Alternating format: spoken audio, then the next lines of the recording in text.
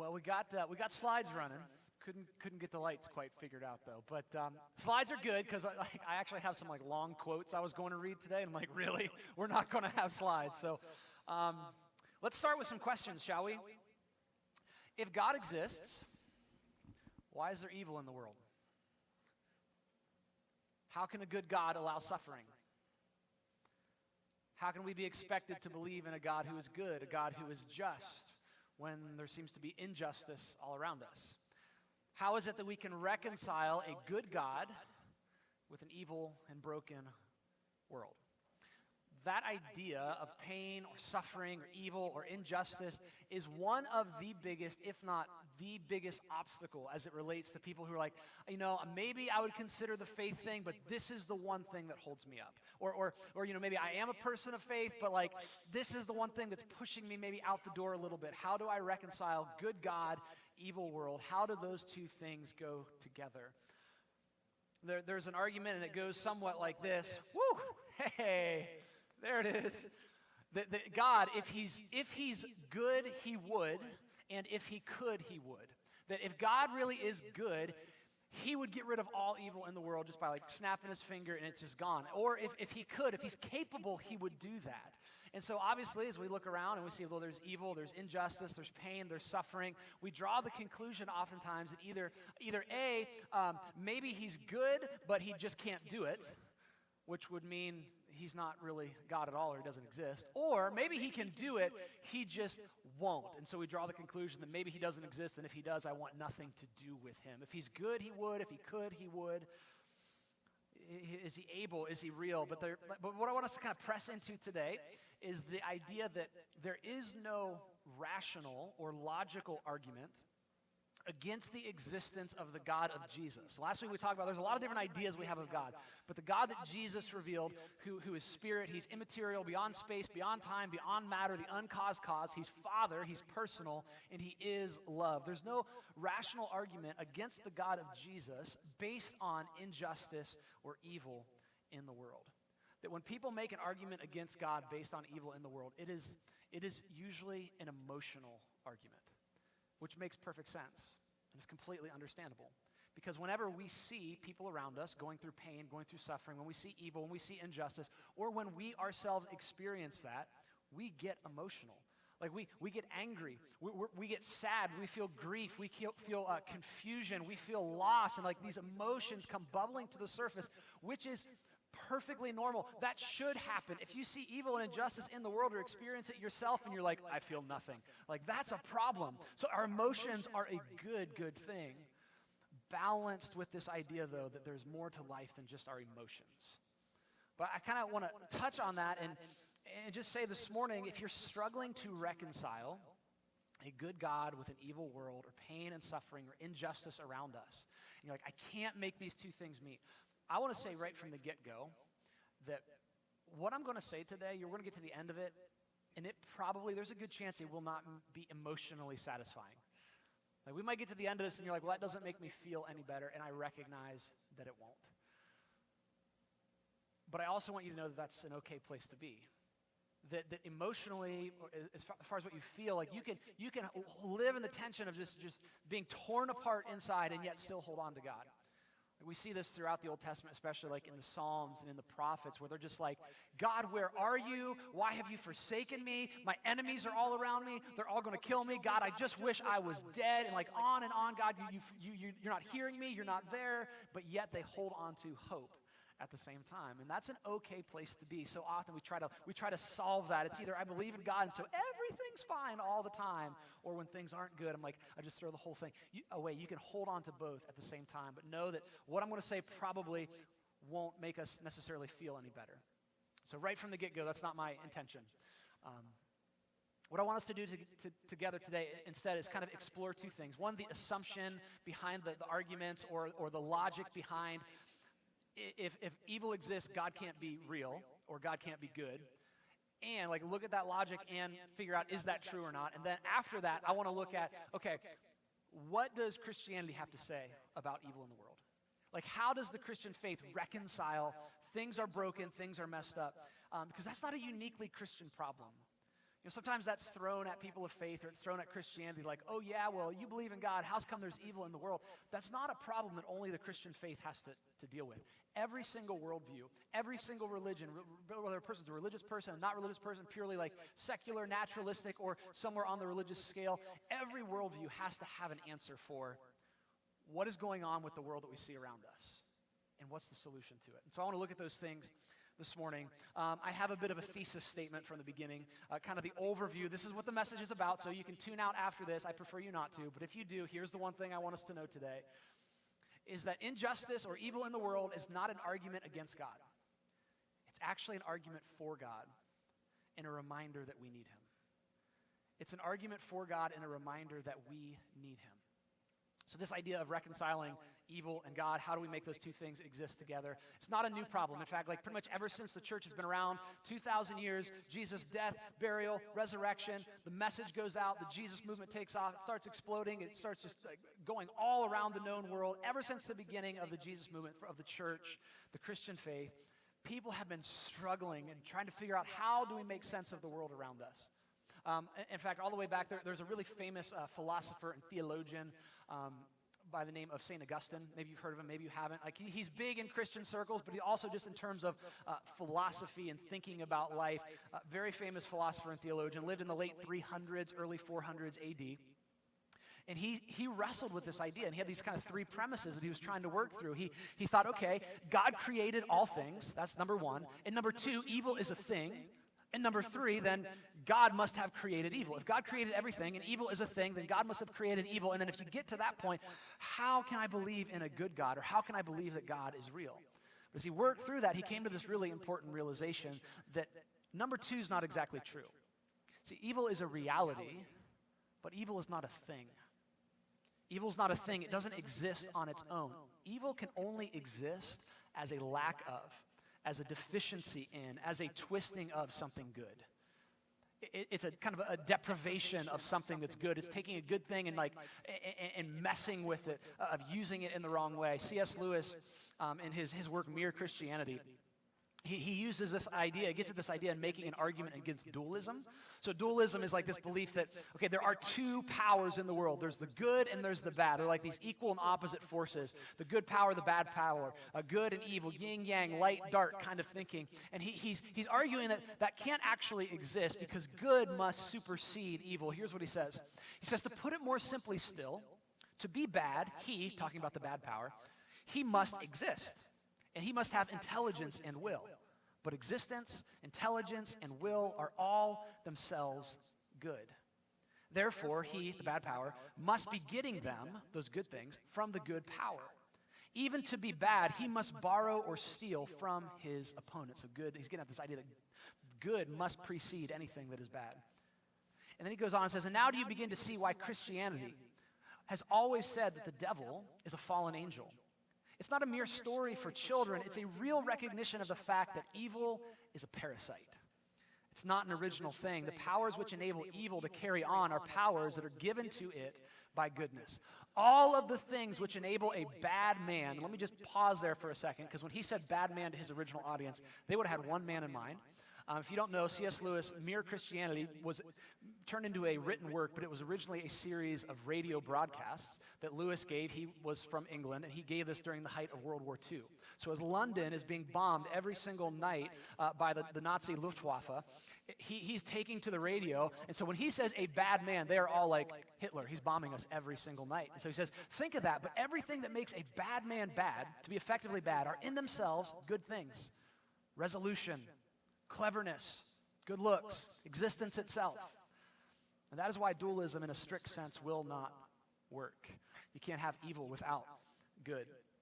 Maybe in a little bit of language that connects with us a little bit better, because he gives like this word picture. Frank Turek in his book Stealing from God says, evil is like rust in a car. We know a little bit about rust in a car here in Northeast Ohio. Evil is like rust in a car. If you take all of the rust out of the car, you have a better car. But if you take the car out of the rust, you have nothing. The rust can't exist without the car. Evil is like a cut in your finger. If you take the cut out of your finger, you have a better finger. But if you take the finger out of your cut, you have nothing. In other words, evil only makes sense against the backdrop of good. That's why we often describe evil as negations of good things. We say someone is immoral, unjust, unfair, dishonest, etc. And so evil can't exist unless good exists, but good can't exist unless God exists. In other words, there can be no objective evil, like a standard above and beyond us that everyone says that is for sure evil. There cannot be objective evil unless there's objective good, a standard above us that says this is the standard of good. There can be no objective good unless God exists. And so if evil is real, and we all know that it is, then God exists. See, the reason we're even able to look at something and say, that is unjust, that is evil, that is wrong. People should not be treated that way. We should not experience these things. We shouldn't have to experience the pain and suffering. Like, that's not how it's supposed to be. The reason we can even make those statements is because there's a source of good and a source of love behind the universe. The last week, as we talked about what is God, we talked about this one attribute, that God is spirit, that he's immaterial, spaceless, and timeless. That before time, space, or matter existed, God was the uncaused cause of the universe. And not only is he spirit, but he's love. And so before the universe began to exist, there was love and goodness and justice. It pre-existed the universe. It's the reason why, instinctively, there's certain things that we can see. We go, it's wrong. It's wrong. It's hurting people. It's tearing us apart. Evil only makes sense against the backdrop of good. Without the goodness of God, we have no basis to say right, wrong, good, bad, evil, unjust, just. And a God who's good, a God who's loving, a God who is just, is the God revealed to us in the person of Jesus. And it's the God revealed to us. We miss the significance of this, but this God is really only revealed in Jesus. It's so crazy that we think it's just kind of like an intuitive thing. We're like, well, of course, if God exists, he's good and he's loving and he's just. But I'm telling you that, like, the reason we think that sitting in this room is because we are immersed in Western culture, and Western culture has been completely shaped by Christianity. It's crazy that we'll make the argument, hey, if evil, the world is evil, so God must not exist. But we have this massive presupposition to make that argument. We assume that if God exists, he's good and he's just and he's loving. Where do we get that assumption from? Why do we have the assumption that if there is a God, he must be good? That is not an assumption that has been held through most of human history by most people throughout the world. That was an idea that was unique to Jesus. That Jesus brought that view of God into focus. I mean, it's not an idea that comes from nature. If you ever looked at nature, if you ever watched the Discovery Channel, you'll discover very, very quickly, nature is not just, nature is not kind, nature is not fair. Nature will kill you and kill you quickly. Okay? It's one of the reasons I like where we live, because I'm like, not that many things that can kill me if I go outside. You travel somewhere else, we go down south, we go on a vacation, I'm like, spiders and snakes and crocodile? No. But it's like nature is not kind. We don't get the idea of, hey, there must be something loving and just behind the universe from nature. Before the time of Jesus, nobody got that from the gods of the nations. The Greek or Roman pantheon of gods, the Egyptian gods, the barbaric gods, the Babylonian or Canaanite gods. The gods of the ancient world toyed with people. People were their slaves. They were their playthings. They did whatever they wanted with them. In fact, to the ancient people, when they experienced suffering, they thought that was evidence of the gods, that they had ticked them off. Like, oh no, an earthquake came through and killed half of our town. The gods must be mad with us. Oh no, plague came through and wiped out 3/4 of the population. Oh no, this volcano buried us all. Like, it must be the gods are mad at us. So they would go to the temple and they would offer sacrifices and bring things to try to appease the gods.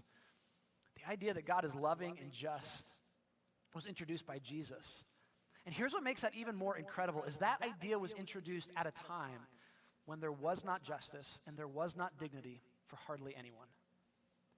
The time of Jesus, if you wanted to know what the right thing to do was, you looked to the person who had power. Might made right. If you were a person with power, if you were a person with influence, if you were a person with money, you got to determine right and wrong. Jesus steps onto the planet at a time where a huge portion of the population are slaves. He steps onto the planet at a time where nobody has dignity. He steps onto the planet at a time where women and children were viewed as nothing more than property. Women were property. Women had no rights. Children, in many places, they didn't even name them for the first couple of years because there was a good chance they weren't going to make it, so what was the point? Jesus steps onto history at a time in the first century Roman Empire with a level of sexualization of culture that we can't begin to imagine. Or if you're a powerful, wealthy Roman man, you can pretty much have whoever, whenever, and use them for your own pleasure. Your slaves, women, children. And into that culture, steps Jesus. And through his teaching and through his life, through his death, through his resurrection, shouts a message that every single human being on the face of the planet for all history has dignity and has value and has worth. And it's not a dignity, it's not a value, it's not a worth that you earn or that someone has to give you. No, you are just born with it because you are made in the image of God. And it was Jesus' first century followers who picked up on this idea. Like the men and the women that were the eyewitnesses to Jesus and what he did, what he taught, they saw this. And his first century followers they were treated incredibly unjustly. They were persecuted, they were tortured, they were thrown in prison. That when they started following Jesus, life got like demonstrably worse for them. Many of them lost their lives for what they believed, their belief in a risen Jesus. And yet in the midst of that, they continued to believe in and embrace a God who is loving and just.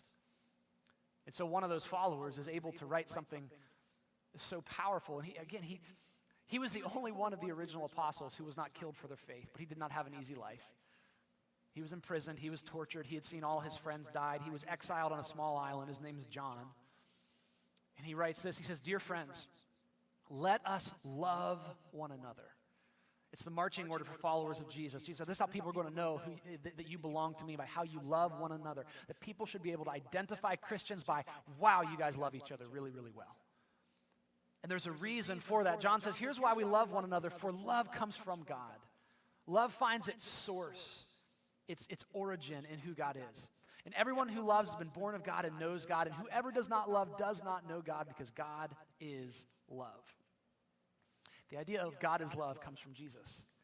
The idea that every single person has dignity comes from Jesus. The basis of justice comes from Jesus. It comes from God that's revealed in Jesus. In fact, we could flip this idea that we're talking about and say it the other way around, kind of put the negative spin on it, is if you want to get rid of all injustice and all evil in the world, get rid of God.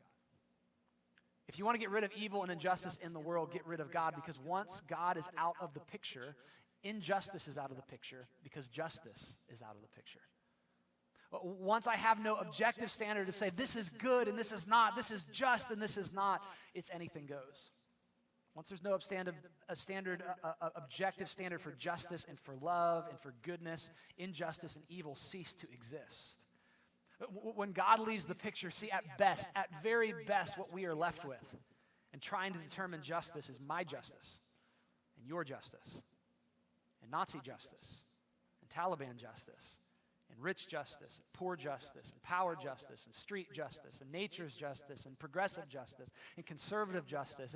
We get into this place where I have my justice, you have yours, and let's see what happens. And the course of human history has told us what happens. It just leads to more injustice and pain and evil and suffering. When we reject God because of evil, or because of injustice, we don't solve the problem of evil and injustice. We lose the very definition of what they are. So justice, or injustice in the world, evil in the world is not evidence against God. It's not incompatible with a good God. It's evidence and a reminder that we need him. So what's the solution? Maybe you're like, okay, Phil, I'm tracking with you. I believe that, right? Like there's got to be an objective standard, yada, yada, yada. Okay, I got that.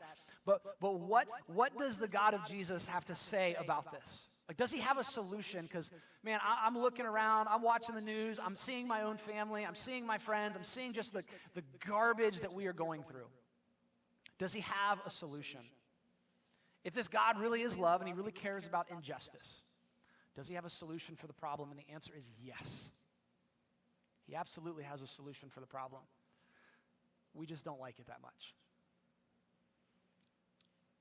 He has a solution, but we oftentimes push back against that because Jesus brought us God is love, and we love that part. We're like, yes, God is love. He sacrificed. Just sacrificial love, the most beautiful picture of love we can imagine is God giving his life. Like, God is love, and we love that part.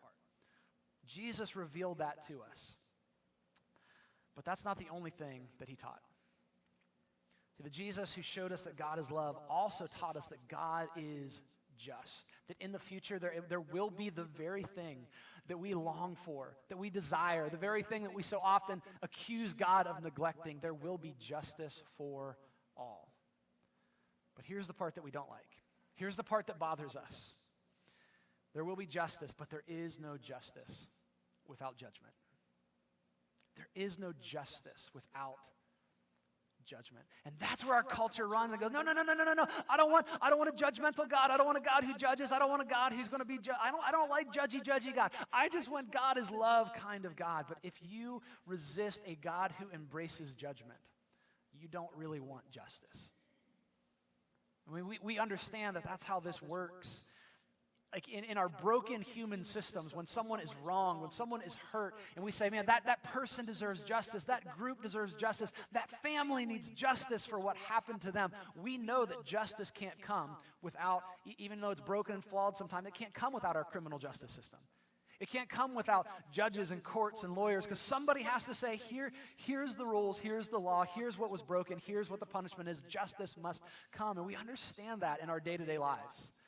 Man, when it comes to God, we're like, I don't like God who judges. I don't like God who judges. But there is no justice without judgment. And listen, one of the reasons why we resist a God who judges is because within each of us, we kind of know.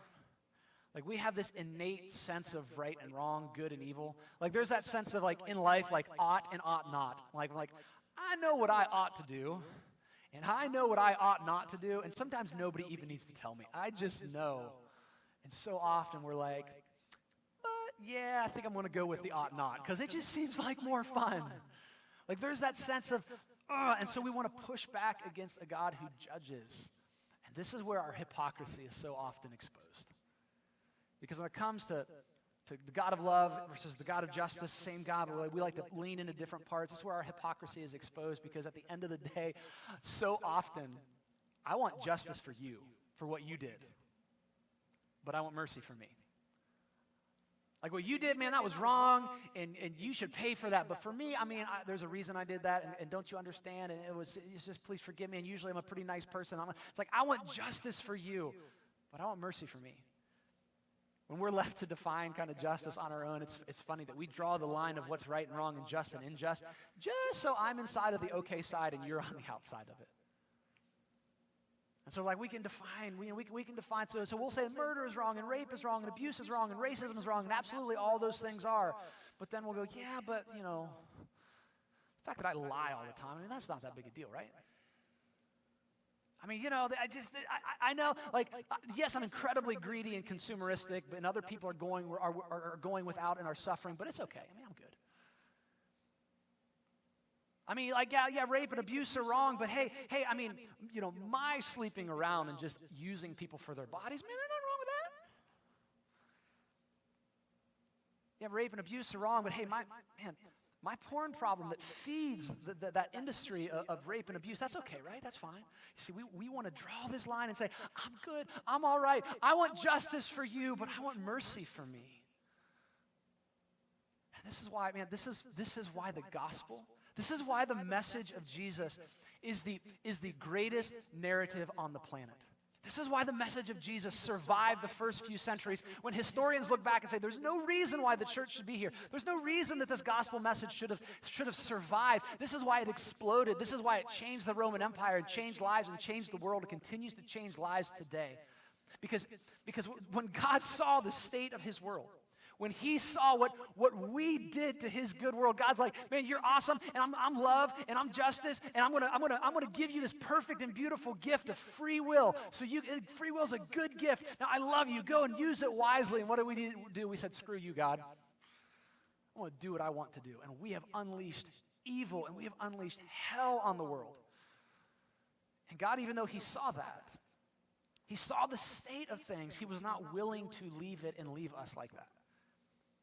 Into a broken, unjust, evil world, God did not send a judge. He sent a Savior. Jesus says in John chapter 12, he says, I did not come to judge the world. Even though the world needs judgment, like even though we all recognize, look, evil, like something has to happen, evil and pain and suffering and injustice, something has to be done about this. And Jesus would agree, like absolutely something has to be done about this, but I did not come to judge the world. I came to save it. I came to save it. And this idea is how the first century followers of Jesus who experienced pain and suffering that we cannot begin to imagine, this is how they held on to their faith. Because they saw with their own eyes the Jesus who walked this planet, who gave his life, who rose from the dead, and they saw this incredible act of justice and love. And so John, we looked at what he wrote a few minutes ago, but he continues on in that thought, and he says, whoever does not love does not know God, because God is love. But he continues his thought and says, but this is how God showed his love among this. This is what we have seen. This is what we have experienced. John would say, this is not something I read. This is not something that somebody told me, but this is how God showed his love among us. He sent his one and only Son into the world that we might live through him. And this is love. He says, you want to know what love is? You want to define love? I will give you the ultimate definition of love throughout all history. This is what perfect love looks like. It looks like this. It's not that we love God, but that he loved us. And he sent his Son as an atoning sacrifice for our sins. Here's what love looks like. Love looks like Jesus. He sent his Son for our sins, for our evil, for our injustice, for the pain and the suffering that we have unleashed. He said, I'm going to take that on myself. You did it, but I'm going to pay for it. You broke it, but I'm going to fix it. The earliest followers of Jesus, they saw this collision of the justice of God and the love of God at the cross of Jesus. Like the cross of Jesus reminds us that God brings justice, that there will be a solution, like there is a solution. There is an answer to evil and to pain and to suffering and to death and to injustice. The cross shows us that Jesus took that evil into himself. He brings justice, but he gives grace and he gives mercy and he gives forgiveness. That Jesus is the basis of love and the basis of justice. And so we can hold to that. We know that justice will come. We know that it has come. Like the solution is here. We're just waiting for the fulfillment. Like the hope of Jesus isn't, I hope one day things are going to get better. But something has happened that has been documented by the eyewitnesses. They said, we were there, we saw him die, we saw him alive again. The solution has come. We're waiting for the fulfillment. Justice will come, but we don't know when. It's not immediate. And this is why I said at the beginning, like this may make rational sense, but it doesn't make emotional sense. It doesn't always make me feel any better. Because I'd be like, yeah, I know that Jesus died. I know that he took the penalty for sin and for death and the brokenness in the world, but I still feel every bit of that. It makes rational sense. I mean, of all the worldviews, of all the different ways of seeing life, whether it's a religious one or not, like the answer for what do you do about pain and suffering and injustice, the message of Jesus, the Christian answer makes the most sense. I mean, just from like a naturalistic, secular worldview, say, well, there's no God, there's nothing, but we're just stuff, we're just chemistry, we're just biology, we're just physics, we're just walking meat suits. And that worldview, there's no evil. There's no good. We're just doing what our chemistry and our biology tells us to do. There is no good. There is no evil. Eastern religions tell us that evil is an illusion. We looked at something like Hinduism and its karma. Man, if your life sucks now, it must be your fault from what you did in a previous life. There's no hope for it ever getting better. And then on to the pages of history steps Jesus, who reminds us that there is a God behind the universe who is good, who is love, who is justice. And out of his goodness and out of his love, he brings about a universe and packs it full of that goodness and love. And he puts people there and says, it's for you. It's made for you. You go and enjoy it. Rule and reign in my image. Use that free will that I have given you to bring about beauty and to bring about order and to bring about goodness. And again, we turn and we said, God, you know what? Screw you. Screw everybody else. I'm going to do what I want.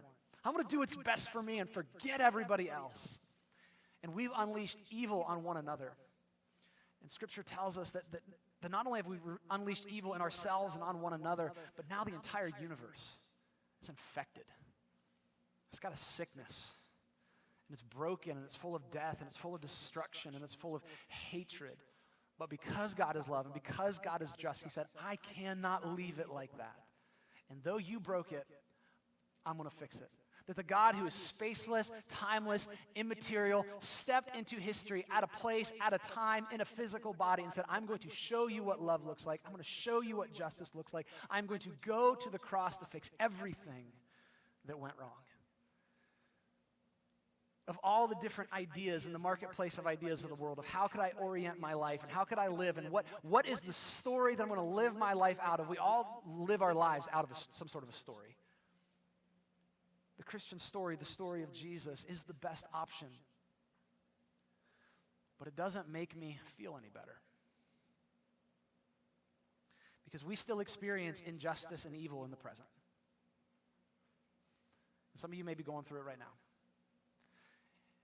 In fact, it's not even that some of you may be going through it right now. I know that a lot of you are. Because you're my friends. And you're my church. And I hear your stories. And I know what's going on in your families, and I know what's going on in your life, and I know what's going on at work, and I know we turn on the news, and I know all of the stuff that we experience. And when I look to Jesus, I can tell you with all confidence that there will be justice, that there will be healing. I guarantee, I can promise you that your cancer will be healed. That your depression will be healed. I can promise that your anxiety will be healed. I can promise you that racism will end. I can promise you that we're going to stop killing each other, that there won't be murder, that there won't be wars. I can promise that we'll stop abusing children. I promise that all of that is going to come to an end. But I don't know when. I don't know when. Sometimes we experience it in the present, and it's awesome. And we call it a miracle. But oftentimes, we don't experience until the age to come. Jesus told a story one time about this idea. It's a story he made up, but he's proving a point. And he says, in a certain town, there was a judge who neither feared God nor cared what people thought. So there's just this terrible judge, right? He doesn't have any respect for people or for God. He just does what he wants when he wants. And there was a widow in that town that kept coming to him with the plea, grant me justice against my adversary. Grant me justice against my adversary. And so, man, she's going to this judge. She's at his office. She's at his home. She's where he goes out to eat. She's just heckling him all the time. I need justice. I need justice. I need justice. Don't you know what's happened to me? Don't you know what I'm going through? And over and over and over. And Jesus says, for some time, this judge refused. But he finally said to himself, even though I don't fear God, I don't care what people think. Yet because this widow keeps bothering me, I will see that she gets justice so that she won't eventually come and attack me. And so he's like, man, I don't fear God. I don't fear other people. I'm just all about myself. But, I'm going to give her justice because I'm kind of just watching my own butt here. And Jesus says, listen to what the unjust judge says. Listen to what the unjust judge says. The unjust judge comes to this place and says, you will have justice. And will not God, who is perfectly good and perfectly loving and perfectly just, bring about justice for his chosen ones? For those who cry out to him day and night. Who cry out to him day and night. God, what are you doing? God, when are you going to take this away from me? God, when are you going to heal my family member? God, when are you going to heal me? God, when are we going to stop seeing all of this pain? And night after night and day after day, God, when are you going to do something? Will he keep putting them off? I tell you, he will see that they get justice, and quickly. However, when the Son of Man comes, Jesus is talking about himself here. The title he most often used for himself was the Son of Man. So when the Son of Man comes, like, Jesus, what are you talking about? You're here right now. You're talking to these people. What do you mean when you come? You're already here. It's when he comes again, when he returns. In that moment when injustice and evil and pain and suffering are eradicated forever. It says, when the Son of Man comes, will he find faith on the earth? Will he find faith? Jesus is saying, look, justice is going to come. Healing is going to come. Life is going to come. But will you be faithful in the meantime? Will we, like his first century followers who saw pain and suffering, who experienced things that we can't even begin to imagine, And yet they trusted entirely that he was good, that he was just, that he was loving because of what they saw. Will we be faithful? Will we in the same way say, you know what, regardless of my circumstances, regardless of what's going on in the world around me, that's not what I'm anchoring my hope to. That's not what I'm anchoring my life to. That's not what I'm anchoring my trust to. My trust alone is in the person of Jesus, his life, his death, his resurrection. And that's not something that I'm hoping will happen. That's something that has happened in history. Justice will come, but will we be faithful? Evil and injustice in the world. It's not an argument against God. They're evidence that we need him. We need a good and just God. We need his grace. We need his mercy. We need his love. That evil and injustice in the world are a nagging reminder of how broken things are. They are a daily reminder that there is a longing.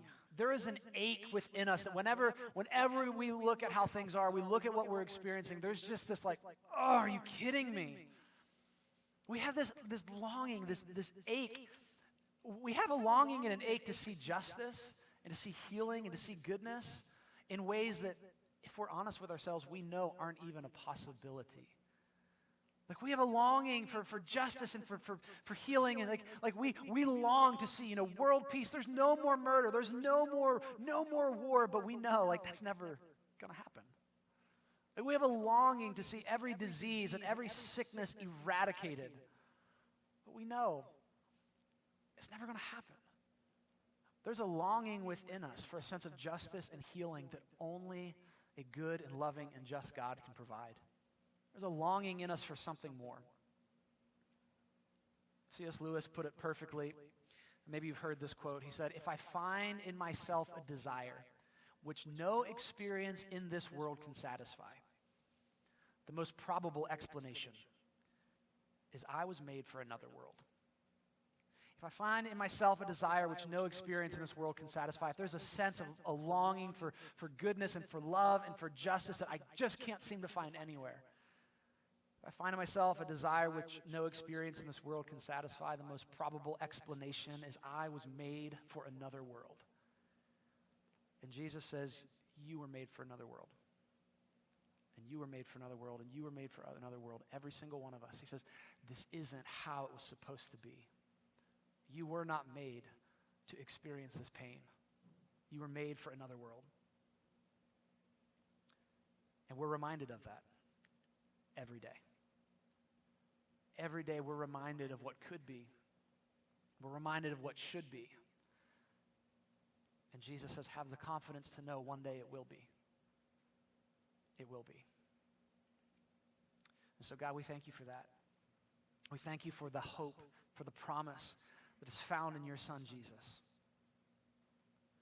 And we thank you that the reason that we have hope, the reason we know there is justice, the reason we can be confident that evil will be eradicated, that pain will be eradicated, that suffering will be no more. The reason that we know that is not something that will happen, but something that has. Jesus, we trust in your death and your resurrection. We thank you for the people who were there, who saw it, and their testimonies that we have. Thank you for preserving them to this day. God, I want to pray for those who are here, who are watching, who are experiencing evil, pain, suffering, injustice in a very real way right now. God, I pray for healing in physical bodies. Lord, I pray for healing and for healing of depression, for healing of anxiety for those that are sitting in this room. I pray for healing of cancer. Lord, I pray for justice to come for the people who are losing their lives even as we speak around the world.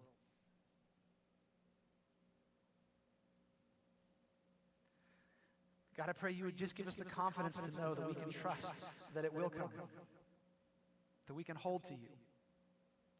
And as we wait, Lord, our prayer, our cry is continually, come, Lord Jesus. Come, Lord Jesus.